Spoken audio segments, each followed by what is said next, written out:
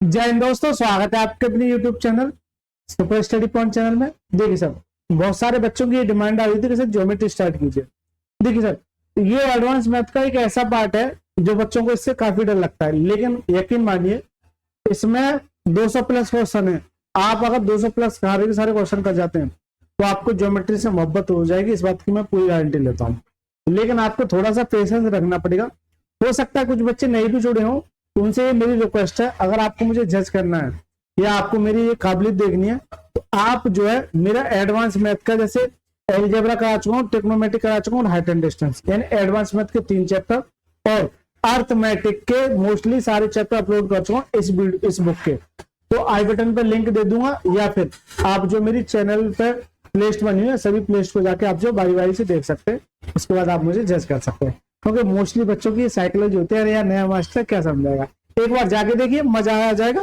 ठीक है, मजा आ जाए तभी सब्सक्राइब करना, अदरवाइज सब्सक्राइब मत करना। देखिए ज्योमेट्री मैंने आज स्टार्ट कर दिया और इसमें जो है मेरा लाइन और एंगल पर आधारित प्रश्न, यानी कि लाइन और एंगल पर आधारित प्रश्न आपको देखने को मिलेंगे। ये सबसे पहला टॉपिक बन जाता है। आदित्य रंजन सर की जो बुक है रेलवे गणित, ये इतनी ज्यादा पॉपुलर बुक है कि इसकी बहुत ज्यादा बच्चों की डिमांड रहती है और सॉल्यूशन की बहुत ज्यादा डिमांड है। इसमें 1 से लेकर 10 तक जानूंगा।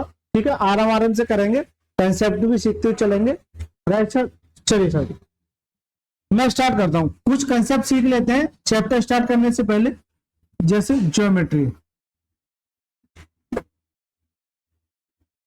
यानी हिंदी में बोले तो ज्यामिति। सर होता क्या है, ये सबसे बड़ा डाउट ये निकल के आता है कि सर होता क्या है। देखिए कुछ शेप ऐसी होती है जिन्हें हम ज्योमेट्री के रूप में डिनोट करते हैं। जैसे मान के चलिए ट्रायंगल हो गया, ये ज्योमेट्री का पार्ट है। सर्कल हो गया, क्वाड्रिलेटरल हो गया। ठीक है, पॉलीगन यानी कि पंचभुज हो गया, षष्ठभुज हो गया, इस तरह से है ना। ये क्या है, ज्योमेट्री के क्या है, भाग है। सबसे पहले हम इसमें जानेंगे, देखिए होता क्या क्या है। देखिए क्या क्या पढ़ना है ज्योमेट्री में, सबसे पहले मैं वो जान लेता हूं। सबसे पहला टॉपिक जो आपको पढ़ना है वो पढ़ना है पॉइंट, लाइंस और एंगल, लाइन एंड एंगल। बारी बारी से मैं सारी चीज पढ़ाऊंगा।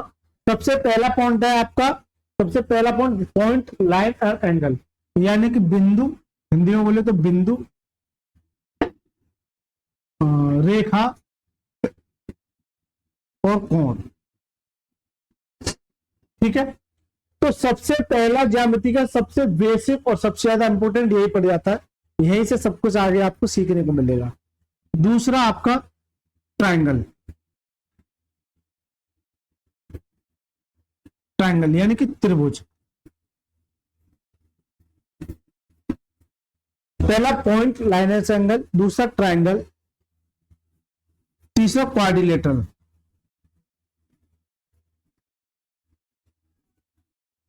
यानी कि चतुर्भुज। ठीक है, चतुर्भुज।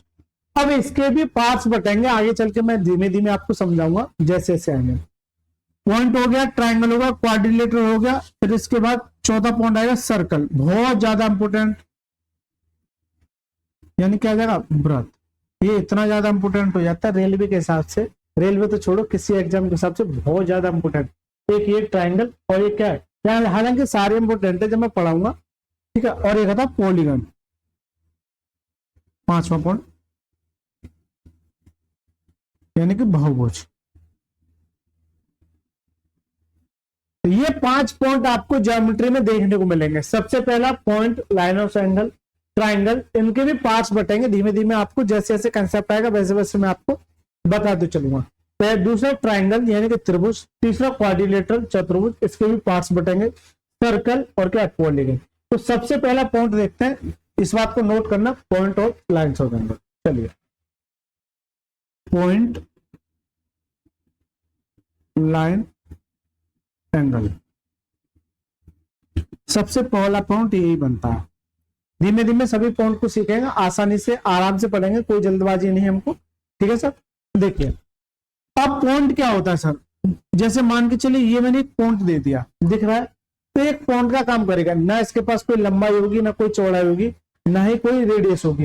एक ऐसा पॉइंट, ऐसा बिंदु जिसकी ना कोई रेडियस होती है, ना कोई लंबाई होती है, ना कोई चौड़ाई होती है, ये क्या कहलाता है? पॉइंट कहलाता है। इस कॉल्ड क्या कहलाएगा? पॉइंट। ये क्या है? ये मेरा पॉइंट है। तो सबसे पहला पॉइंट का कंडीशन यही बन जाती है, हालांकि इसका यूज बस थोड़ा सा पॉइंट के लिए। अब पॉइंट खत्म हो गया, अब आ जाए लाइन। इन्हें बोले तो रेखा। अब रेखा कैसे बनेगी? यानी कि लाइन अनंत बिंदुओं से, यानी कि ये पॉइंट, ये पॉइंट, ये पॉइंट, ये पॉइंट, ये पॉइंट, ये पॉइंट, ये पॉइंट, ये पॉइंट, इन सभी को अगर मैं आपस में मिला दूं तो ये किसका निर्माण हो जाएगा? ये हो जाएगा सर लाइन का। किसका? लाइन का। इसका हो जाएगा लाइन का, यानी कि रेखा का क्या हो जाएगा? निर्माण हो जाएगा।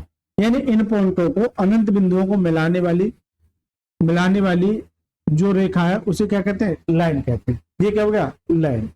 ठीक है। अब इसका कोई बिंदु होगा, जैसे ये अंत तक जाएगी और इधर भी अंत तक बढ़ेगी, यानी कि इधर भी बढ़ेगी और क्या होगी? इधर भी बढ़ेगी। लेकिन इसको एक नाम देने के लिए सेगमेंट बोलते हैं। सेगमेंट, इसी का सेगमेंट यानी कि रेखाखंड। क्या बोलते हैं? रेखाखंड। सेगमेंट यानी कि रेखाखंड। क्या बोलते हैं? सेगमेंट यानी रेखाखंड। अब रेखाखंड सर क्या होता है? देखिए, जैसे मान के चलिए कोई ए बी भुजा, ए बी रेखा, कोई ए बी रेखा है। रेखाखंड को शॉर्ट में आप जो है रेखा भी बोलते हैं। क्या बोलते हैं? रेखा भी बोलते हैं। हर जगह रेखाखंड नहीं मिलेगा आपको, रेखाखंड। अब इसको कैसे डिनोट करोगे? जैसे मान के चलिए यहां से ए है और यहां पर क्या है? बी है। तो ये क्या है? ये एक तरीके से बंध गया, यानी कि पाबंदी में आ गया। यानी कि क्या कहेंगे? ए और बी। जैसे मान के चलिए 5 सेंटीमीटर की है, 5 सेंटीमीटर क्या है? एक रेखाखंड है। तो ये क्या है? सेगमेंट कहलाता है, रेखाखंड। सेगमेंट कहलाता है, रेखाखंड।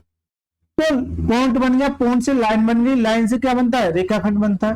तो यहां तक किसी बच्चे को किसी भी तरह की कोई आपत्ति? तो मेरा सर ये भी पॉइंट होगा, ये भी पॉइंट होगा। अब इसके भी पार्ट्स होते हैं लाइंस के।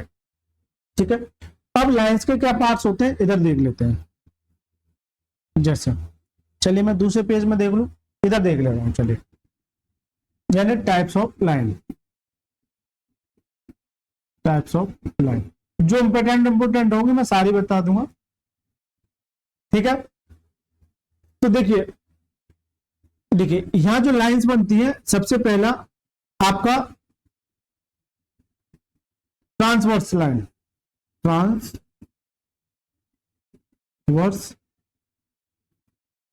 लाइन यानी कि प्रतिच्छेदी रेखा। प्रतिच्छेदी रेखा। प्रतिच्छेदी रेखा, ट्रांसवर्स लाइन यानी प्रतिच्छेदी रेखा। अब सर जी प्रतिच्छेदी रेखा क्या होती है? जो अपने आप को एक दूसरे को काटती है, वो क्या कहते हैं? प्रतिच्छेदी रेखा। दूसरा कॉनकरेंट लाइन। कॉनकरेंट लाइन यानी कि संगामी रेखा। संगामी रेखा। अब ये संगामी रेखा क्या होती है सर? संगामी रेखा, अब संगामी से आपको पता चल रहा है कि किसकी बात कर रहा है? संगम। और संगम पर कौन सी नदियां मिलकर जाती है? 3 नदियां मिलती है, गंगा, यमुना, सरस्वती। तो मान के चलिए ये कोई रेखा है, इधर से एक पॉइंट है, इधर से एक पॉइंट है, तो ये जिस बिंदु पर मिलेंगी वो क्या कहलाएगा? संगामी रेखा कहलाएगा। यानी कि जिस बिंदु पर ये मिलती है वो कहलाता है संगामी रेखा। ट्रांसवर्स लाइन यानी प्रतिच्छेदी रेखा। दूसरा कॉनकरेंट लाइन यानी संगामी रेखा। तीसरा क्या है? परपेंडिकुलर। परपेंडिकुलर लाइन यानी कि लंबवत रेखा। हिंदी बोले तो लंबवत रेखा। अब सर लंबवत रेखा क्या होती है? जैसे मान के चलिए ये कोई ए बी भुजा है और इस पे ये सीडी क्या है? सीडी क्या है? ये लंब है। तो ये जो कोण बनेगा वो किसका बनेगा? 90 का बनेगा। किसका बनेगा? 90 का। आगे चल के आसानी से समझाऊंगा। फिर क्या कहलाएगा? लंबवत रेखा। अब तीसरा हो गया, चौथा बनता है पैरेलल लाइन।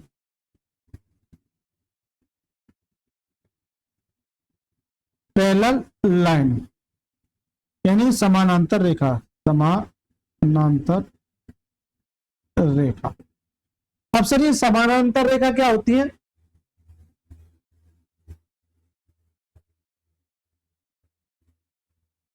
इसे मैं इधर ले लेता हूं, तो वो आपको हो सकता है थोड़ा सा परेशानी है।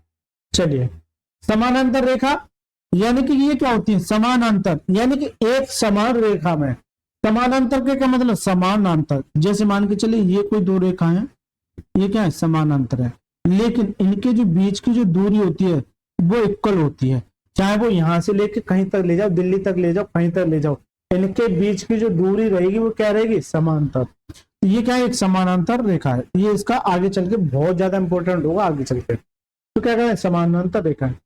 ट्रांसवर्सन का संगामी रेखा है, परपेंडिकुलर। ये और ये इतना ज्यादा इंपॉर्टेंट है, उनका भी इतना इंपॉर्टेंट नहीं है, हालांकि मैंने बता दिया। समानांतर रेखा है, परपेंडिकुलर हो गया, समांतर। एक आती है तिर्यक रेखा,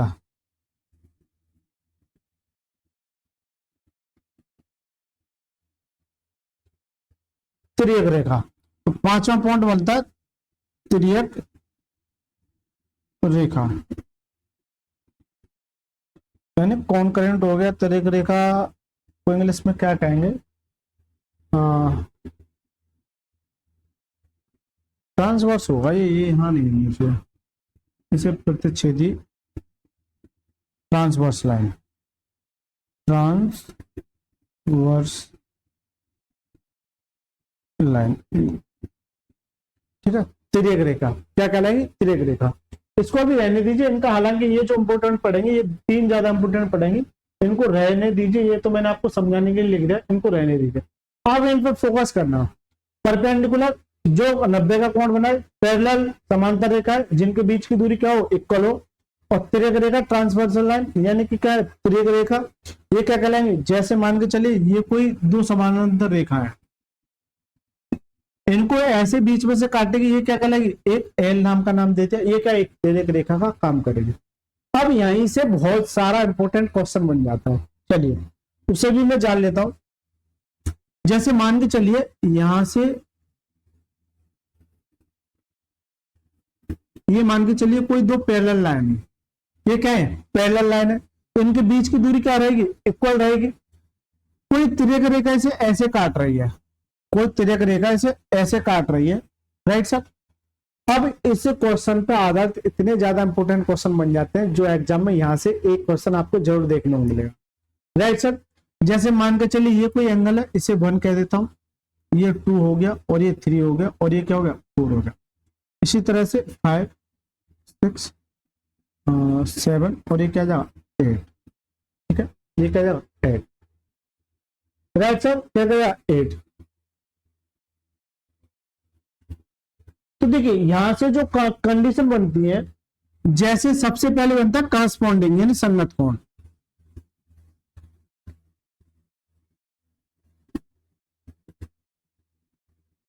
करस्पॉन्डिंग एंगल, सबसे पहले संगत कोण, संगत कोण क्या बनता है, संगत कोण, राइट सर। पहला करस्पॉन्डिंग एंगल अभी बताऊंगा क्या होता है। दूसरा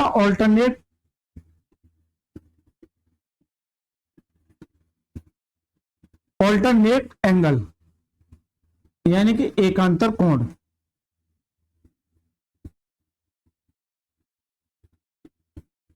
एकांतर कोण। अब ये क्या होता है अभी मैं बताऊंगा। करस्पॉन्डिंग एंगल, ऑल्टरनेट एंगल, और क्या बनता है, तीसरा कोण, यानी कि आमने अपोजिट एंगल,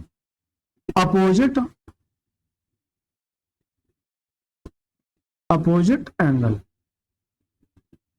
यानी कि शीर्षाभिमुख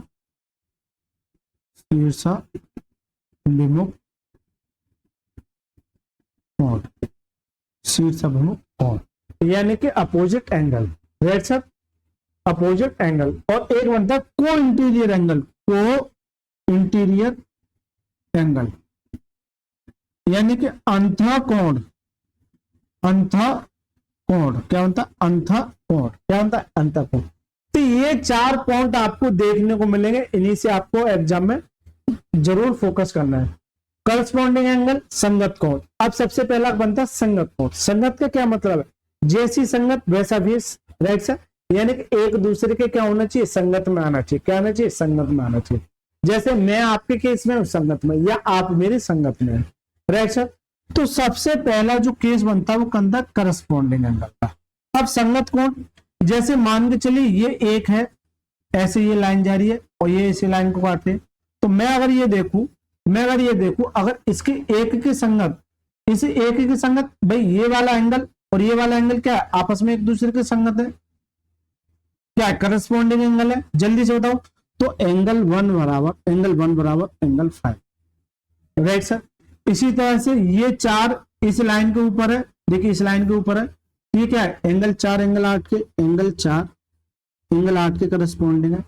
इसी तरह से अब आ जाओ, लाइन के ऊपर वाला हो गया, अब लाइन के नीचे वाला आ जाओ, इसे मैं रफ कर देता हूं, है ना।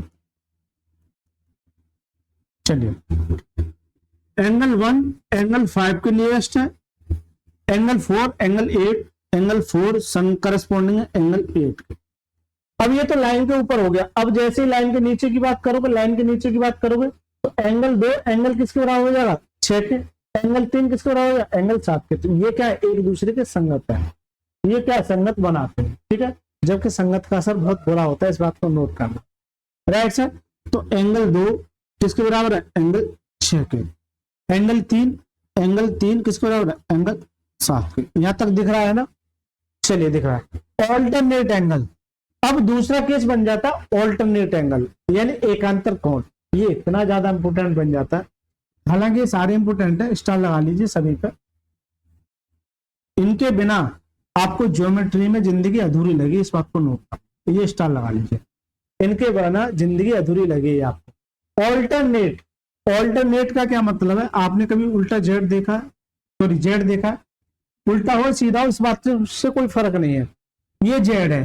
तो इस तरह से आपको जहां भी शेप आपको देखने को मिले तो वहां ऑल्टरनेट का काम करेगा। अब जब कैसे काम कर रहा है, अगर ये थीटा है तो जहां अगर जेड बनना है इस तरह से, तो ये भी क्या होगा, थीटा होगा, ये भी क्या होगा, थीटा होगा। अब आ जाओ इस वाले पे, पहले इस पर फोकस करो, यहाँ पहले ये देखिए, ये जेड बनना है, दिख रही है, तो इसका मतलब क्या है, ये एक दूसरे के क्या है, ऑल्टरनेट है, एंगल 3 और एंगल 5। तो एंगल 3, अब आ जाओ इस वाले पे, इस वाले पे फोकस करना, कलर चेंज कर लेता हूं, इस वाले पे फोकस कीजिए। तो जरूरी नहीं कि सीधा जेड बने, उल्टा भी तो बन सकता है, इस वाले पे फोकस कीजिए। तो ये क्या है, ये जेड बनना है, ये एंगल और ये एंगल, ठीक है, ये एंगल और ये एंगल आपस में क्या है, बराबर है। तो यहाँ पे भी 2 केस बनते हैं, एक तो इंटीरियर और ये एक्सटीरियर, 2 केस बनते हैं। यहाँ पे भी क्या बनते हैं, 2 केस बनते हैं। चलिए मैं दोनों केस आपको समझा देता हूं एक एक करके।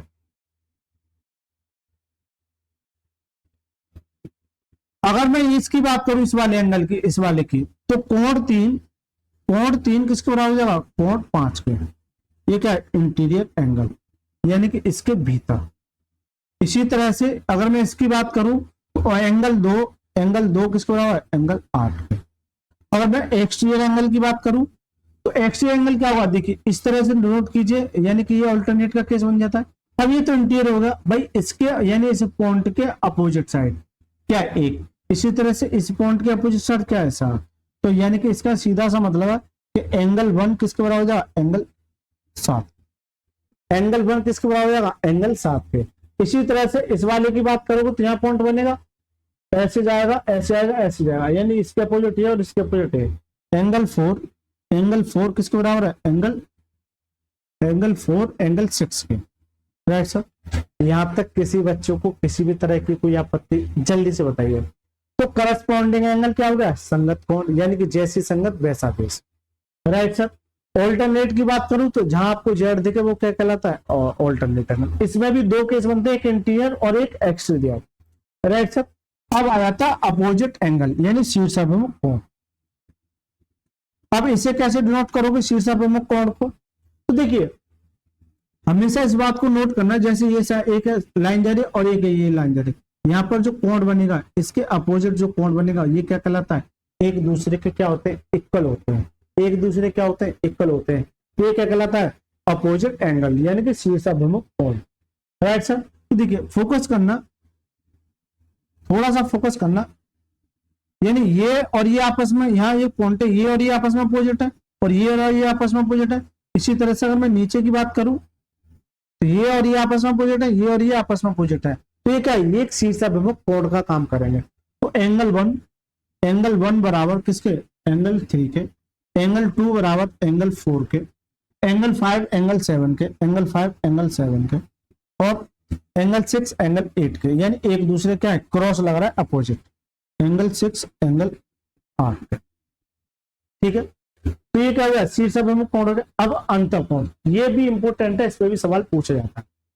अब को इंटीरियर एंगल क्या होता है सर जी, को इंटीरियर एंगल जो होता है, इस बात को नोट करना।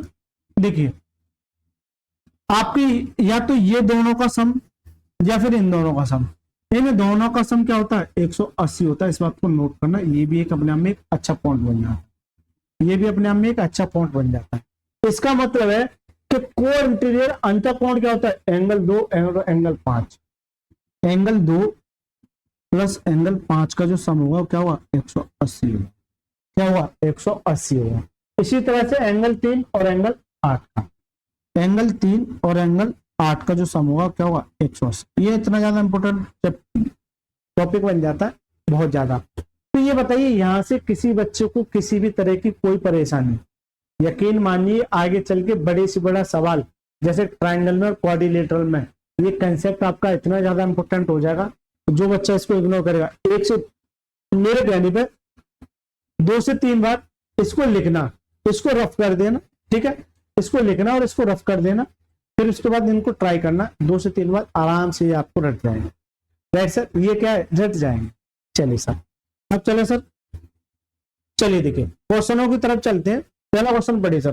पहला प्रश्न क्या कहता है, पहला प्रश्न ये कहता है, जब दो तिर्यक रेखाएं यानी ट्रांसवर्स लाइन 3 समानांतर रेखाओं को प्रतिच्छेद करती हैं और पहली तिर्यक रेखा द्वारा निर्मित अंतःकोणों का अनुपात, अंतःखंडों का अनुपात, किसका, अंतःखंडों का अनुपात, तो दूसरी तिर्यक रेखा द्वारा निर्मित अंतःखंडों का अनुपात क्या होगा, अंतःखंडों का अनुपात क्या होगा। ये इतना ज्यादा इंपोर्टेंट क्वेश्चन बन जाता है। चलिए इसके लिए मैं आपको बता देता हूँ, ये भी अपने आप में बहुत ज्यादा, इसे भी स्टार लगा लीजिए। जैसे मान के चलिए ये कोई 2 पैरेलल लाइन है, राइट सर, ये कोई 2 पैरेलल लाइन है, एक तिर्यक रेखा ये है और एक तिर्यक रेखा ये है, ये 2 तिर्यक रेखा, ये क्या है, ये 2 तिर्यक रेखा है, राइट सर। या फिर मान के चलिए 3 तिर्यक, ये 3 पैरेलल लाइन है, ये ए, ये बी और ये क्या है, सी है, ऐसे चलते। ये क्या है, 3 पैरेलल लाइन है और ये क्या है, 2 तिर्यक रेखा, क्या है, तिर्यक रेखा। अब सबसे पहला जो क्वेश्चन बनता है, जैसे ये कह रहा है कि ये जो है तिर्यक रेखा है, इन तीनों पैरेलल लाइन को 3:4 के अनुपात में बांट, कितने में, 3:4 के अनुपात, पहली तिर्यक रेखा। तो ये बताइए दूसरी तिर्यक रेखा किस अनुपात में बांटेगी। इस बात को नोट करना, जिस अनुपात में ये होगा उसी अनुपात में ये होगा। इसका मतलब क्या है, अगर ये 3:4 है तो ये भी 3:4 है, जो अनुपात यहाँ होगा वही अनुपात यहाँ होगा, या फिर जो अनुपात यहाँ होगा वही अनुपात यहाँ होगा। सबसे पहला क्वेश्चन तो ये समझ में आएगा। दूसरा ये होगा, जो नेक्स्ट सवाल बनते हैं, मान के चलिए 3 और 4 है, अब ये रेशियो नहीं है, ऐसे समझिए 3 और 4 है।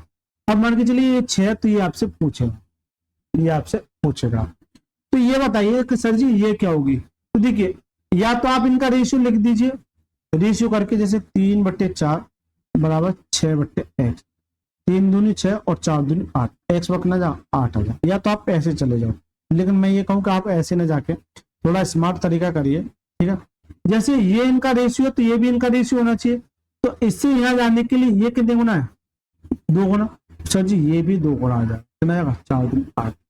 जल्दी से बताइए, अभी 8 आ रहा था, नहीं आ रहा था, इनका रेशियो करोगे तो 2 3 6 और 2 4 8, जो अनुपात यहाँ होगा वही अनुपात यहाँ होगा, जो अनुपात यहाँ होगा वही अनुपात यहाँ होगा। तो जरूरी नहीं है, जैसे मान के चलिए एक और एग्जांपल ले लेता हूँ, ये कोई 3 लाइन है और ये 2 क्या ट्रांसवर्स लाइन है। जैसे मान के चलिए 6, ये 12 है और ये क्या है 30 है, तो ये बताइए, जरूरी नहीं, ये भी तो पूछा जा सकता है, ये भी तो पूछा जा सकता है। तो ये इसका कितना गुना, 2 गुना। तो सर जी यहाँ कुछ ना कुछ रहा होगा, तो ये भी क्या रहेगा, 2 गुना रहा होगा, यानी इसका ये 2 गुना है। इसका अगर आधा कर दो कितना जाएगा, 15। तो 15 का जब दूना करोगे तभी तो है, कितना जाएगा 15, कितना जाएगा 15। तो ये इंपॉर्टेंट सवाल बन जाता है। चलिए, 2 तिर्यक रेखा, 3 समानांतर रेखाओं को, 3 समानांतर रेखा, एक ये है, दूसरी ये और ये तीसरी, इनके बीच की दूरी क्या रहेगी, इक्वल। और ये दो क्या है, तिर्यक रेखा है, ठीक है, ट्रांसवर्स लाइन है। तीन प्रतिनिधित्व करती है पहली तिर्यक रेखा द्वारा निर्मित अंतखंड, अंतखंडों का जो अनुपात है वो 3 और क्या है 4 है। तो ये बता दो दूसरी का जो अनुपात होगा वो कितना होगा। मैंने क्या बताया था, जो रेशियो इधर होगा वही रेशियो इधर होगा, कितना जाएगा 3 और 4। यानी कि ये सवाल करेक्ट आंसर है ऑप्शन में सी फॉर चुड़ैल इज द करेक्ट आंसर। अगर आपको इसके पीछे का कंसेप्ट पता है तो ये सवाल काफी इजी हो जाता है। यही ज्योमेट्री का सबसे बड़ी खासियत है। अब जिस बच्चे ने ये कंसेप्ट नहीं पढ़ रखा उसके लिए तो ये क्या है, डर का माहौल बना के रखे।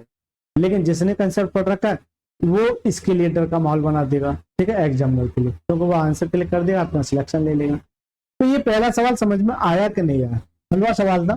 चलिए दूसरा सवाल देखिए, नीचे दी गई आकृति में ए बी, देखिए ये जो केस बनता है, जैसे मैं ये बोलूं कि ए बी समानांतर है, ये तो समानांतर का केस होता है किसका, सीडी का। और ये केस बनता है किसका, परपेंडिकुलर का। जैसे मान के चलिए ए बी या सी डी ए बी पर परपेंडिकुलर है, ये इस लाइन का खेल बन जाए। आगे चल के मैं सारी चीजें धीमे धीमे आपको बताती हूँ। चलो देखिए, नीचे दी गई आकृति में ये कोई आकृति दे रखी है अच्छी सी, ए बी सी डी के पैरेलल है, यानी कि ये सी डी के क्या पैरेलल है। पैरेलल का मतलब क्या है, अगर इसे में ये क्या है समानांतर, राइट सर।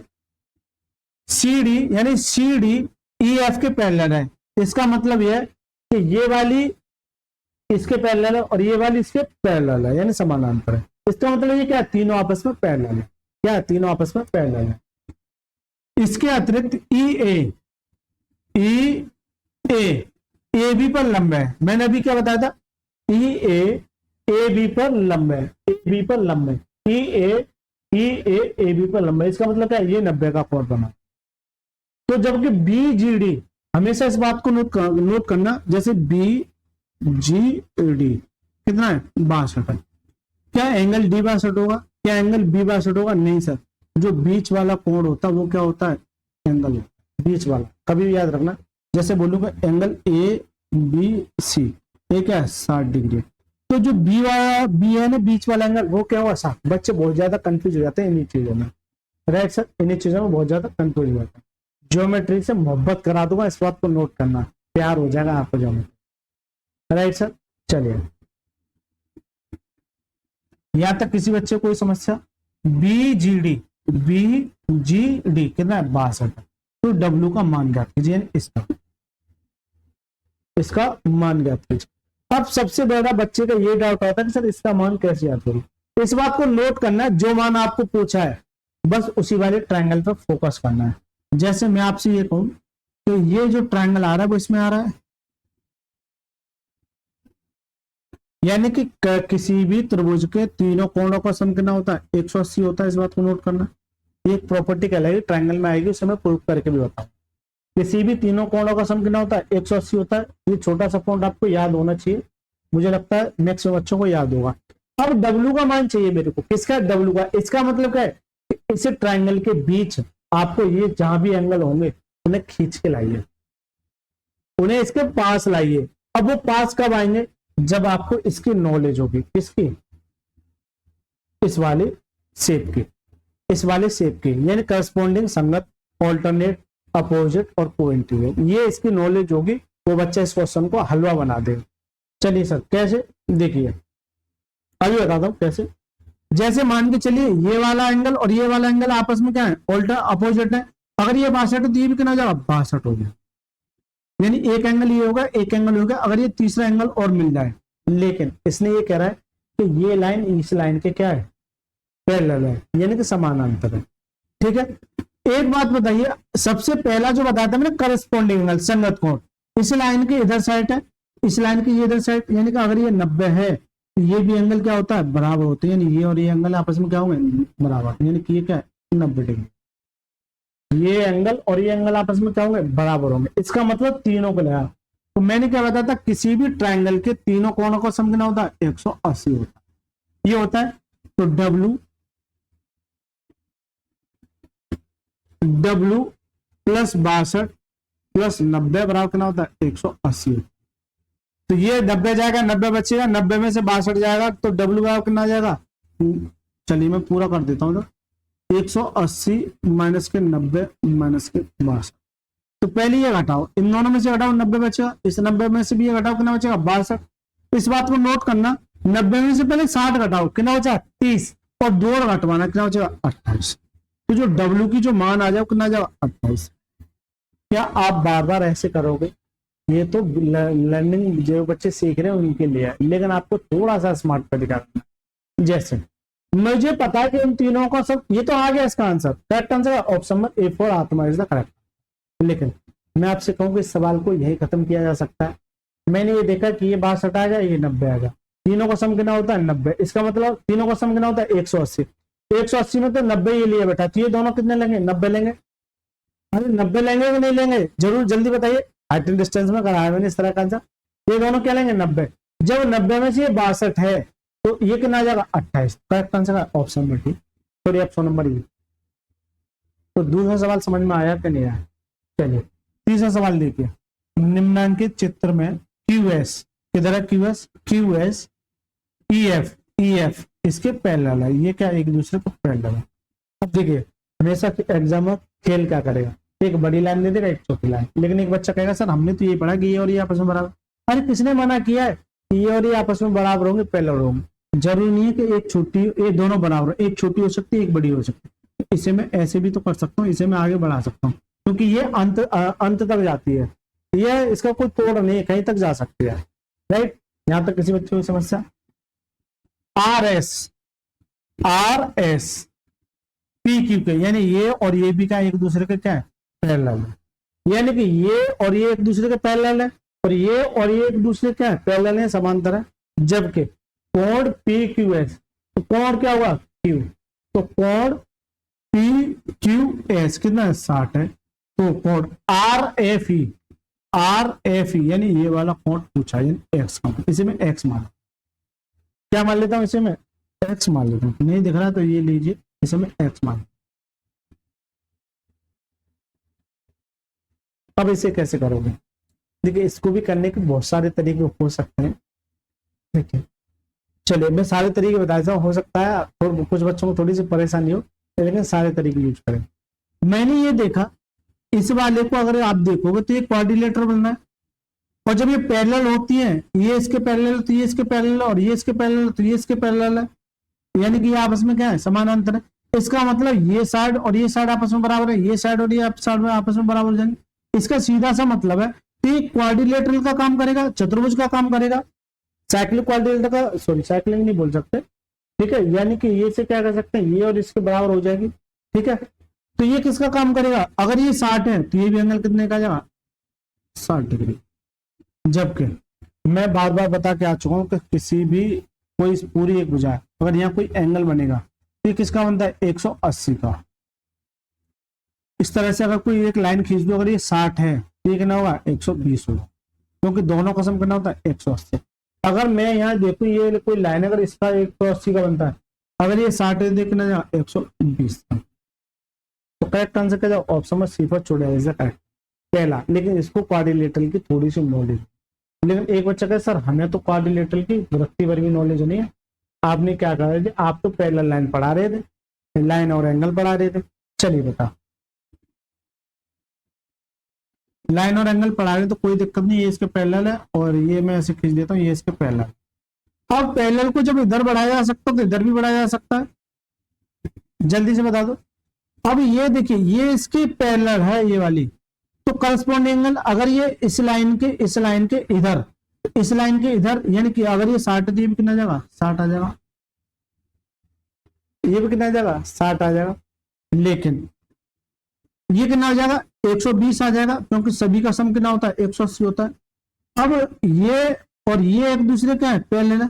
जब ये 120 है, या ऐसे समझिए ये और ये एक दूसरे का पैरेलल है, जब ये 120 है तो करस्पॉन्डिंग एंगल यानी संगत कोण, ये इसके संगत हो गया और ये इसके संगत, तो कितना जाएगा? 120, क्योंकि ये एंगल इस वाली, अगर इस वाली पे करोगे ये इसके पैरेलल है, ये जो एंगल होगा वही ये एंगल होगा, यानी 120, तो ये भी इतना 120। तो दूसरा बच्चा इस तरीके से सोच सकता है, दूसरा बच्चा इस तरीके से सोच सकता है। ठीक है सर, किसी भी तरीके से सोच सकते हैं। अब तीसरा बच्चा कहेगा सर मैं ऐसे नहीं सोच रहा, मजा नहीं आ रहा मुझे, मैंने सोचा नहीं, मैं तो यहाँ तक गया ही नहीं। भाई तीसरा बच्चा ये भी तो सोच सकता है कि सर मैं यहाँ तक तो गया ही नहीं। देखिए इस सवाल को करने के लिए मैं आपको निंजा टेक्निक बता दूं, आपके दिमाग में आए आप उससे करना स्टार्ट कर देना, आपका आंसर आ जाएगा, ठीक है। लेकिन वहां से आपके हो सकता है कुछ गलतियां हो, गलती हो सकती है, करनी भी है आपको। तो पहला तरीका, दूसरा तरीका होगा, तीसरा तरीका। अब एक बच्चे ने यहां तक तो ये कर लिया कि सर इसके करस्पॉन्डिंग एंगल है 60 है। अब एक बच्चे ने ये भी तो पढ़ा है कि सर ऑल्टरनेट एंगल यानी एकांतर कोण, अगर ये थीटा तो ये भी क्या है, थीटा है। भाई पढ़ के आया वो तो मानेगा थोड़ी, पढ़ के आया तो वो जरूरी है। अगर ये इसके समांतर है ये वाली, तो यहाँ क्या है, अगर इसे ये देखिए गौर से देखिए, गौर से देखिए, क्योंकि मुझे यहां तक जाना है, तो यहाँ जाने के लिए इसके आसपास भटकना ही पड़ेगा, नहीं ये एंगल आपको ढूंढना ही पड़ेगा। अगर ये आपसे एंगल पूछ रहा है तो ये एंगल, या तो इस एंगल को ढूंढिए,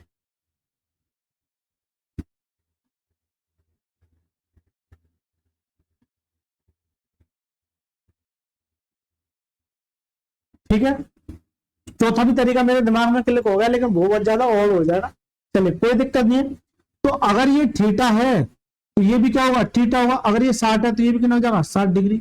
जबकि इसका टोटल सम कितना होता है 180, तो कितना जाएगा 120। ठीक क्या होगा, तीसरा तरीका correct answer option number C. अब चौथा तरीका भी आ सकता है इसका, आप दिमाग लड़ाइए, मैं इंटरव्यू को। अब मैंने इसको करस्पॉन्डिंग किया, अब आप एक काम करना, इसको करस्पॉन्डिंग करना, तो ये एंगल कितना आ जाएगा, 60 आ जाएगा। अब एक बच्चा कहेगा इसे 60 मत कर देना, इस वाली साइड के इधर, इसका मतलब इस वाली साइड के इधर ये आगे बढ़ेगी, तो यहाँ क्या आ जाएगा 60 आ जाएगा। तो 60 जब सभी का सम कितना होता है 180 कितना 120। तो आपको 4 तरीके मैंने इस सवाल के बताए, क्योंकि बच्चे के दिमाग के से खेलना है, बच्चा किस लेवल का सोच सकता है। लाइंस और एंगल में सबसे बड़ी परेशानी बच्चे को यही आती है, तो वो सोच नहीं पाता है कि मैं क्या करूं, लेकिन बेटा आदत डालनी पड़े। चलिए चौथा सवाल देखते हैं। निम्नलिखित ए बी सी डी इसके क्या पैरेलल है, समांतर है, तो एक्स का मान ज्ञात कीजिए इसके, यानी यहां मुझे लेके जाना बराबर। अब ये मुझे लेके जाना तो सर कैसे जाओगे, भाई ये इसके पैरेलल है तो ये भी एक समानांतर साइड होगी, ये भी क्या जाएगी, अच्छा तीनों दे रखे एक दूसरे के पैरेलल है, इसे मैं आगे बढ़ा दूं, कोई आपत्ति है यहां तक किसी को। अगर मैं ये देखूं, अगर ये पैरेलल है एक दूसरे को तो ये भी पैरेलल होगी, ये इसके पैरेलल है। अगर ये 65 है तो ये भी टोटल क्या आ जाएगा एंगल 65 आ जाएगा। टोटल एंगल कितना जाएगा 65, 65 में से 33 ही है तो ये कितना जाएगा 32 डिग्री, कितना जाएगा 32 डिग्री। लेकिन अगर मैं आपसे ये कहूं तो यहां पर ये मान के चलिए, और ये कैसे जा रहा है, ये लाइन है, अगर ये 32 डिग्री है तो जबकि ये दोनों जो कोइंटीरियर एंगल जो बनाती है वो किसका बनाती है 180 का, जब ये 32 डिग्री है तो ये कितना जाएगा 148 का हो जाएगा, क्योंकि दोनों का सम कितना होता है 180 होता है। मैं बता गया था कोइंटीरियर एंगल से। जब ये 32 है, अगर इस बात को नोट करना, इस बात को नोट करना, इस वाले अगर मैं एंगल की बात करूं, इस वाले एंगल तो क्या ये कोइंटीरियर एंगल का नहीं है। अगर ये 32 है कितना जाएगा 148। करेक्ट आंसर का ऑप्शन नंबर डी फॉर डायन इज द करेक्ट। हालांकि सवाल को और भी तरीके से सोचा जा सकता है, ठीक है, वो आप ट्राई करना, वो मैं आपके लिए छोड़ देता हूं। चलिए पांचवा प्रश्न देखिए, ये सर्कल पर आधारित प्रश्न है, इसको होल्ड कीजिए, जैसी सर्कल आएगा मैं आपको बता दूं, ठीक है। थोड़ा सा आपके लिए इसके लिए नॉलेज होनी चाहिए, ठीक है, थोड़ा सा टाइम लगेगा, हालांकि कुछ नहीं है, या मैं आपको होल्ड पर रखता हूँ, इससे आगे चल के समझेंगे। अभी मैं जो फोकस करूंगा इस तरह के क्वेश्चन रखूंगा। छठा प्रश्न, संलग्न आकृति में रेखा एल और एम के समांतर, यानी ये एक दूसरे के पैरेलल, 2x प्लस वाई का मान कहते हैं, इसका मान चाहिए। अब x और y का मान मेरे को चाहिए, इसका मान चाहिए x और y का। अब x और y का मान वही निकाल सकता है जिसको नॉलेज होगी। अब नॉलेज कैसे होगी, जैसे इस बात को नोट करना, ये और ये एक दूसरे के क्या है पैरेलल है, तो अगर इस वाली साइड और इस वाली साइड पर अगर फोकस करोगे तो ये क्या है 60 है, इसके संगत ये होगा, ये कितना जाएगा 60 आ जाएगा, जबकि ये टोटल कितना होता है 180, तो ये कितना जाएगा 120। तो ये तो सब बाई तो निकल के आ गए, बाई तो निकल के। अब इस पर मुझे फोकस करना, इस बात को नोट करना, अगर ये 60 है, अब इस वाले एंगल पर फोकस करना। अब कोई इंटीरियर एंगल बनना ही है दोनों, जल्दी से बता दो, या तो कोई इंटीरियर एंगल बनने, अगर ये 105 है तो ये कितना आ जाएगा 75 आ जाएगा, या तो आप ऐसे समझो पॉइंटेड एंगल से, यानी अंत एक अंतर से, या फिर अब ये कुछ अगर सब मैं ऐसे नहीं समझू। देखिए अब पूरे वाला एंगल कितने होता है 180, 105 है, कितना जा 75। लेकिन करस्पॉन्डिंग एंगल में इस साइड के नीचे वाला भाग और इस साइड के नीचे वाला भाग, जब ये 75 तो ये भी क्या है 75, तो यहां से भी कितना है 75। आप कैसे भी समझ सकते हैं, आपको दिमाग थोड़ा सा लगाना ही पड़ेगा, राइट सर, थोड़ा सा, क्योंकि ये और ये पैरेलल है ना कि ये पैरेलल है, इस बात को नोट करना, ठीक है। ये तो ट्रांसवर्स लाइन है। तो देखिए आपसे पूछा है 2x प्लस बाई का मान, ये आपसे जानना चाह रहा है। 2 इंटू एक्स कितना है 75 डिग्री प्लस बाई कितना है 120, 75 दूनी 150, 150 प्लस 120 कितना जाएगा 270। तो जो इसका मान होगा क्या होगा, ऑप्शन नंबर बी पर भूतनी का करेक्ट आंसर क्या जाएगा, option number B is the right. ठीक है सर, तो ये छठा प्रश्न हो गया। जल्दी से बताइए समझ में आया कि नहीं आया। रटना नहीं है, कोई भी चीज रटनी नहीं है, इस बात को नोट करना, रटोगे मारे जाओगे ना। चलिए कंसेप्ट सीखे। सातवां प्रश्न देखिए, समानांतर रेखाओं का एक युग्म एक तिर्यक रेखा द्वारा, देखिए समानांतर रेखाओं का एक युग्म, युग्म का मतलब क्या है एक जोड़ा, एक युग्म मान के चलिए ये क्या है एक युग्म हो गया, राइट सर, ये ऐसे आगे को भी जा सकता। एक तिर्यक रेखा, एक तिर्यक रेखा कोई, ये तिर्यक रेखा एल, ठीक है, रेखा द्वारा प्रतिच्छेद किया जाता है कोण 1 और कोण 2 एकांतर अंतयुग्म है, यानी एकांतर अंतयुग्म। अगर ये कोण 1 है और ये क्या है कोण 2 है, ठीक है, अंत एकांतर कोण है। यदि कोण 1 35 है, जबकि दोनों का सम अगर इसे मैं x मानू तो कितना हो जाएगा 2x हो जाएगा। एक कोण कितना है 35 है, यानी इसका मान कितना है 35 है, ठीक है, एक कितना है 35 है। तो ये बता दो दूसरा का कोण का मान क्या होगा, कोण 2 का मान क्या होगा। अब ऐसा नहीं कि ये इसके बराबर कर दो एक, ये तो कोण के मान है। अब एक बात बताइए, देखिए इन दोनों का सम कितना होता है 180, यानी 3 रेशियो की वैल्यू क्या है 180 है। 3 से काटे कितना 6 बार कितना 60 बार, 60 इसे मिलेगा, इससे कितने मिल जाएगा 120।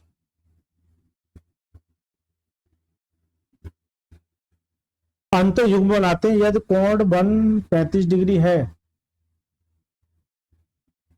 तो ये क्या होगा, देखिए चलिए आप इसे ऐसे रहने दीजिए, ठीक है, ये जो है 35 डिग्री है, ये 35 डिग्री है, जबकि दोनों का सम कितना होता है 180 होता है। इसे 180 में से ये 35 है, तो ये कितना हो जाएगा 145, कितना हो जाएगा 145। अगर इसे 5 दे दोगे तो 40 हो जाएगा, और 40 और 140 कितना 180, तो जो दूसरा कोण होगा कितना होगा 145। करेक्ट आंसर का बी फॉर भूतनी is the correct answer. Correct answer है option number B is the right answer. अगर इसका कंसेप्ट आपको पता है तो देखिए कितना हलवा सवाल लग रहा है, कंसेप्ट नहीं पता है हालत खराब कर देगा। बच्चे देखते रहेगा एकांतर अंतर एकांतर अंतर, इसी तरह से सोचता है, लेकिन कंसेप्ट आपको पता है तो सवाल हलवा लगने लग जाएंगे। इसलिए कह रहा हूँ जो पहले वाला जो चार्ट कराया मैंने आपको, देखिए इसे 2 से 3 बार लिखना, ये इतना ज्यादा इंपॉर्टेंट बन जाता है एग्जाम के हिसाब से, तो बड़े से बड़ा सवाल आसानी से इजीली सॉल्व कर पाएगा। ये यूज हो रहा है ना, ये भी यूज हो गया, ये भी यूज हो गया, ये तो बार बार यूज हो रहा है, ये भी यूज हो रहा है, ये भी यूज हो रहा है, ये भी यूज हो रहा है, तो क्या इसके अलावा कोई दिख रहा है आपको, नहीं ना, यही चल रहा है बस, खत्म। चलिए 8वां प्रश्न पढ़िए सर। 2 समांतर रेखाओं का प्रतिच्छेदी करने वाली एक तिर्यक रेखा एक ही ओर स्थित 2 अंत कोणों का योग 3:7 के अनुपात में दोनों अंत कोणों को मापकर धनात्मक अंतर ज्ञात कीजिए। क्या ज्ञात कीजिए, अंतर ज्ञात कीजिए। कोई दिक्कत नहीं है। तो देखिए अंतर की बात करूं तो कितना आ जाएगा 4 आ जाएगा। अब जो 4 से डिवाइड होगा, ये 4 से, वो 4 से, ये 8 से, तो ये तो ऐसे तो नहीं होगा। चलिए इसका सॉल्यूशन मुझे देना ही पड़ेगा। अगर एक ऑप्शन होता 4 से डिवाइड तो अभी खत्म कर देता, ठीक है। अंत कोण की बात करूं तो ये क्या है 3 और ये क्या है 7, ये रेशियो है, ये क्या है रेशियो है। अगर मुझे इसे एक्चुअल वैल्यू में चेंज करना है तो किसी ना किसी क्वेश्चन का मल्टीप्लाई करना पड़ेगा, जो कि मैं रेशियो में बता चुका हूं।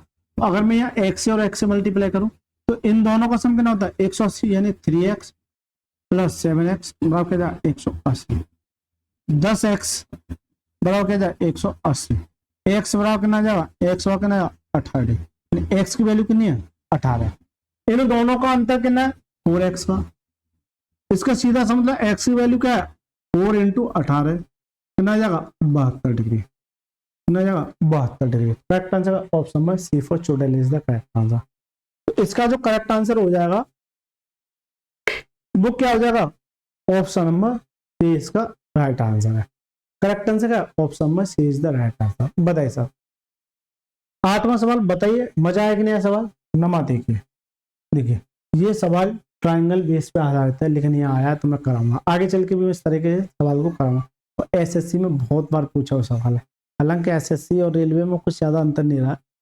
जो सवाल एसएससी में पूछे हुए हैं उसी कंसेप्ट पे ये भी सवाल पूछे हुए हैं। चलिए, त्रिभुज एबीसी में बीडी एसी पर लंब है, कोई ट्राइंगल है, पहले पढ़ लीजिए। कोण डीबीसी 44 डिग्री है, ईबीसी पर स्थित एक ऐसा बिंदु है कि कोण सीएबी 34 डिग्री है, कोण एईबी का मान रख लीजिए। अब जहां पर इस तरह से बात आ रही तो यहाँ किस बात कर रहा है एंगल ए की, या क्या दे रखा है एंगल ए दे रखा है, और यहाँ क्या देखा एंगल बी, यानी बीच वाला कोण होता है इस बात का। अब जैसे जैसे सवाल को पढ़ते चले वैसे वैसे सॉल्यूशन आता है। त्रिभुज एबीसी में अब ये राइट एंगल ट्रायंगल नहीं, नॉर्मल ट्रायंगल की बात करा तो ये कोई मैंने एक ट्रायंगल ले लिया, त्रिभुज ए बी, और ये इसका मैंने क्या दिया नाम दिया त्रिभुज ए बी सी में बी डी ए सी पर लंब है, यानी कि बी जो है बी डी, अगर मैं यहां से ये लाइन पहुंचाऊंगा बी डी, इस पे क्या लंब है, यानी कि 90 का कोण बना रहा है। कोण डी बी सी 44 डिग्री है, यानी कि डी बी सी यानी बीच वाले एंगल की बात चलती है। ये कितना है 44 डिग्री है, ये कितना है 44 डिग्री है। तो कोण सी ए ई, सी ए, एक मिनट, अच्छा ये लाइन छोड़ दी ना, ई बी सी पर स्थित एक ऐसा बिंदु है, ई जो है इस बी सी पर मान के चलिए ये कोई बिंदु है। अब ये फिक्स नहीं है कहां पर है, ये ई है, ये क्या है ई है, सी ए ई, सी ए ई, ये वाला सी ए ई यानी इस वाले एंगल की बात कर रहा है, ये कितना है 34 डिग्री है, कितना है 34 डिग्री है। तो आपसे जो जानना चाह रहा है वो ये कह रहा है ए ई बी, ए ई बी यानी इस वाले एंगल की बात आपसे करना चाह रहा, इस वाले एंगल की आपसे बात करना चाह रहा। अब इस वाले एंगल को कैसे निकालोगे, लेकिन इस बात को नोट करना कि पहले इस वाले ट्रायंगल में देखो B D C, B D C, इस वाले ट्रायंगल में देखो किसी भी त्रिभुज के तीनों कोणों का सम कितना होता है 180 होता है। अगर ये 90 है तो ये दोनों साइड कितनी की हो जाएंगी 90 की हो जाएंगी। 44 ये है, अगर इसे मैं 6 और दे दूं कितना जाएगा 50, तो 50 पे मुझे 80 पे जाना है, सॉरी 90 पे जाना है, कितना चाहिए 40, तो 6 और 40 कितना जाएगा, ये 46 आ गया, कितना जाएगा 46 आ जाएगा। लेकिन मैं आपको एक केस पढ़ा के आया हूं कि किसी भी, देखिए कोई अगर ट्रायंगल है, मैं पढ़ाया नहीं आगे चल के पढ़ाऊंगा ट्रायंगल में, ये कोई ट्रायंगल है, अगर इसका कोई एक्स एंगल है यानी बाह्य कोण ये वाला, तो ये जो कोण होता है दोनों अंतकोणों के सम्मुख कोण के बराबर होता है। यानी अगर ये थीटा है बने और ये क्या थीटा 2 है, कितना जाएगा थीटा 1 प्लस थीटा 2। और ज्यादा बढ़िया से आपको समझाऊं, जैसे मान के चलिए ये कोई क्या एक्स ट्रायंगल है, अगर ये 20 डिग्री है और ये क्या है 70 डिग्री है, तो इन दोनों का सम ये वाला एंगल होता है कितना जाएगा 90 डिग्री, कितना जाएगा 90 डिग्री। अब जैसे ही मैंने ये बात को फोकस किया, अभी तक मैंने नहीं पढ़ाया लेकिन ये आ गया तो मुझे समझाना पड़ेगा, इसलिए वहां जाके बहुत ज्यादा डिटेल में आपको पढ़ाऊंगा। अब आपसे ये कह रहा है ये वाले एंगल की, अब ये एंगल कैसे निकला, अगर आप इस वाले ट्रायंगल पे फोकस करोगे, इस वाले पे, इस वाले ट्रायंगल पे आप फोकस करोगे तो ये दोनों का सम, ये दोनों का सम ये एक्स एंगल के बराबर है, यानी कि ये कितना जाएगा भाई सर जी 70 कितना जाएगा 80 डिग्री। तो ये जो करेक्ट आंसर हो जाएगा क्या जाएगा option number B for both means the correct. तो ये एक अच्छा सवाल कह सकते हैं अभी तक का। और क्या सोच सकते हैं इसमें, इसमें ये सोच सकते हैं दूसरा तरीका ये है कि किसी बच्चे को ये प्रॉपर्टी याद नहीं, ये आगे चल के प्रॉपर्टी मिलेंगी, अगर ये याद नहीं है वो ये कह रहा है सर मैं इस पर नहीं जाना चाह रहा, लेकिन अब इस वाले जब ट्रायंगल की बात करो तो दोनों का सम कितना हो जाएगा, 80 हो जाएगा, जबकि त्रिभुज के किसी भी ट्रायंगल का सम कितना होता है, 180 होता है। अब जिन दोनों का सम कितना हो गया, इन दोनों का सम कितना होगा, 80, तो ये कितना आ जाएगा, 100 आ जाएगा। जबकि ये जो साइड बनी कितनी बनी, 180, इसमें से 100 है तो ये कितना आ जाएगा, 80। तो आप ऐसे भी सोच सकते हैं, ये मेथड 2 होगा, ये मेथड 2, यानी किसी भी तरीके से आप सोच सकते हैं, ये सोचना आपको पड़ेगा, ये सोचना आपको पड़ेगा। राइट सर, चलिए 10वां सवाल देखिए, और इस वीडियो का लास्ट सवाल। उसका एक रीजन है कि वीडियो काफी लंबी हो जाती है, बहुत सारे बच्चों को डाउट आता है सर 60 मिनट के अंदर ही खींचे, नहीं 1 घंटे के अंदर। चलिए ये भी अच्छा सवाल है, इतनी बड़ी लैंग्वेज दे रखी है, और ये सवाल भी अपने आप में बहुत ज्यादा इंपोर्टेंट कल है। राइट सर, पढ़िए सवाल को। चलिए सर, पढ़ लिया।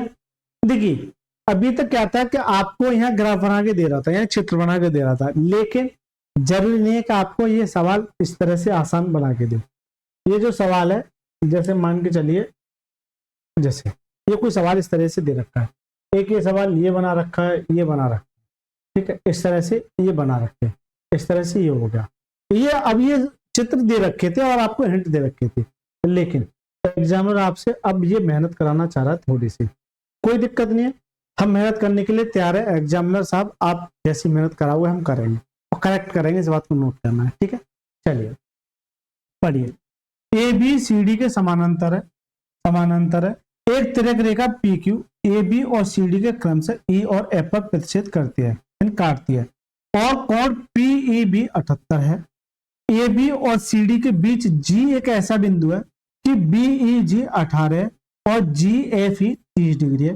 तो ई जी एफ का मान ज्ञात कीजिए, यानी कि जी का मान आपसे पूछ रहा है, ई जी एफ यानी जी का मान आपसे पूछ रहा है। अब आपने पढ़ लिया, अब देखिए ये तो मैंने आपको पढ़ के दिखा दिया, अब इस सवाल को आसान कैसे करेंगे, पढ़िए, जैसे जैसे कर रहा हूं वैसे वैसे कीजिए। ए बी सी डी के समानांतर है, यानी कि ये क्या, ए बी या सी डी के समानांतर है, किसके, सी डी के समानांतर है। एक तिर्यक रेखा पी क्यू, ये कोई तिर्यक रेखा है, ये कोई तिर्यक रेखा है, पी और क्यू, ये इसका नाम दे रखा है। एक तिर्यक रेखा पी क्यू ए बी और सी डी को क्रम से ई और एफ पर प्रतिच्छेद करती है, ये ई और एफ पर प्रतिच्छेद करती है, यानी यहां पर क्या करती है, काटती है। ऐसे ही चित्र बना के एग्जामिनर दे रहा है, लेकिन आपसे मेहनत करना चाह रहा है। और पीई बी यानी ये क्या, 78 डिग्री है, यानी बीच वाले एंगल की बात करें, पीई बी यानी इस वाले एंगल की बात करें।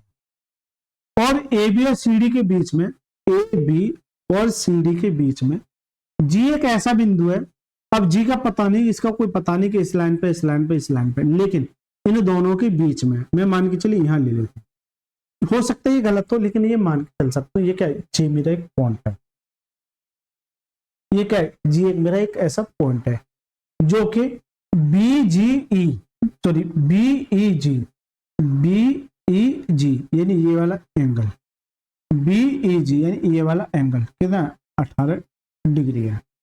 राइट सर, जबकि जी एफ ई, जी एफ ई, जी एफ ई, देखिए जी एफ ई, जी एफ ई यानी ये वाला एंगल कितना है, 30 डिग्री है, ये वाला एंगल कितना है, 30 डिग्री है। आपसे जानना चाह रहा है ई जी एफ, ई जी एफ यानी कि ये वाला एंगल आपसे पूछ रहा है, कौन सा है, ये वाला एंगल आपसे पूछ रहा है। अब इस एंगल को कैसे निकालोगे, ये इसका डायग्राम बन गया ना, चित्र बन गया ना। अब इसको कैसे निकालोगे, अब एक बात बताइए, इन तीनों का सम अगर ये इसके समानांतर जाए तो इन तीनों का सम कितना होता है, 180 होता है। एक बात है, ये 78 और ये 78 प्लस 18, 8 8 16 कितना जाएगा, 96, ये कितना आएगा, 96, कितना आएगा, 96। तो मुझे 180 में से 96 घटा दूंगा, 180 में 96 घटा दूंगा, कितना जाएगा, 84। तो ये जो एंगल बनेगा वो कितने का बनेगा, 84 डिग्री का, कितने बना, 84 डिग्री का।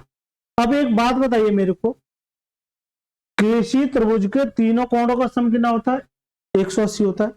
अब इस वाले अगर ट्रायंगल पे देखोगे, इस वाले ट्रायंगल पे अगर देखोगे आप, इस वाले ट्रायंगल पे, क्योंकि मुझे इस वाले एंगल की बात करा, इस वाले एंगल को निकालने के लिए ये दो एंगल चाहिए थे, एक था दूसरा मैंने निकाल लिया। तीनों का सम कितना होता है 180 से मान लेता हूँ मैं थीटा, तो थीटा प्लस की 84 डिग्री और प्लस की 30 डिग्री बराबर क्या जाए 180, यही होता है। ठीक है ना, 8 3 11 यानी 114, तो थीटा बराबर 180 माइनस के 114 डिग्री, राइट सर। 180 में से 14 घटा हुआ तो थीटा की जो वैल्यू आ जाएगी कितनी आ जाएगी 66 आ जाएगी, कितनी आ जाएगी 66। क्यों, ये 114 में से 180 घटाना थोड़ा सा टास्क बड़ा हो सकता है, लेकिन अगर इसे 120 ऐसे सोचिए, जैसे बता रहा हूं 120 मान लो तो 6 ज्यादा मान लिया। अब 120 180 में से 120 घटाओ कितना बचेगा 60 बचेगा, और 6 जो ज्यादा माना तो वो 60 में जोड़ दिया कितना है। तो जो करेक्ट आंसर क्या जाएगा ऑप्शन नंबर सी फॉर चोडेल इज द करेक्ट आंसर। ये सवाल इतना इंपॉर्टेंट बन गया क्योंकि इसमें चित्र भी बना हुआ था, और ये ग्रुप डी 2022 में पूछा हुआ, हालांकि ये एसएससी में पूछा हुआ सवाल है। ठीक है, एसएससी की बुक और करा रहा हूँ मैं आपको, ठीक है, उसमें मेरा परसेंटेज चल रहा है, मोस्टली 300 क्वेश्चन में कवर कर चुका हूँ, 450 क्वेश्चन थे 300 खत्म कर चुका हूँ।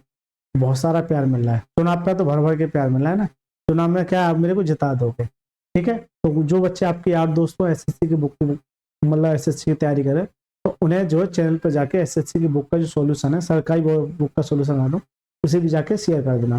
तो दोस्तों ये इसका क्या आ गया आंसर आ गया, यानी इन सवालों को ऐसे इजीली सॉल्व किया जा सकता है अगर इसका कंसेप्ट आपको पता है।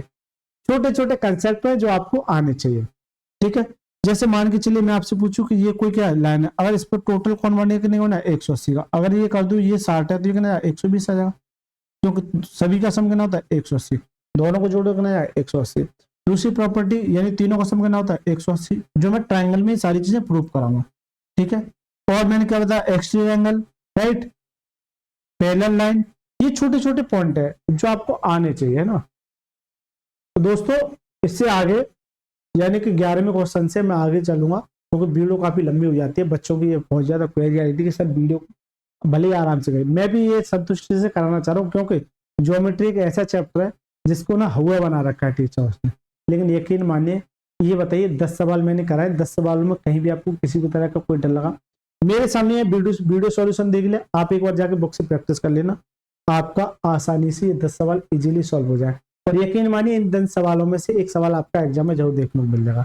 चलिए सर, वीडियो अच्छी लगी तो वीडियो को लाइक करके चैनल को जरूर सब्सक्राइब करके जाना अगर बेटा यहाँ तक रुके तो, क्योंकि मेरी आपसे सभी से विनती ये है, क्योंकि व्यूज आ रहे हैं आपके 1000 2000 में, लेकिन सब्सक्राइबर उस पर 10-5 ही आते हैं। अगर 1000 के 1000 बच्चे का सब्सक्राइब कर देते हैं, देखिए बेटा आपका मुझे सपोर्ट चाहिए, क्योंकि मैं एक छोटा टीचर हूँ। ठीक है, छोटा टीचर हूँ, छोटा यूट्यूब है, यूट्यूब मेरा छोटा है, लेकिन छोटा टीचर नहीं कह सकते ना, गलत कह दिया ना। अगर आप मुझे अगर पसंद करते हैं तो सभी से मेरी आपसे रिक्वेस्ट है कि चैनल को जरूर सब्सक्राइब करके जाएगा। चलिए सर, मिलते हैं नेक्स्ट क्लास में, तब तक के लिए मस्त रहिए, स्वस्थ रहिए, धन्यवाद सर।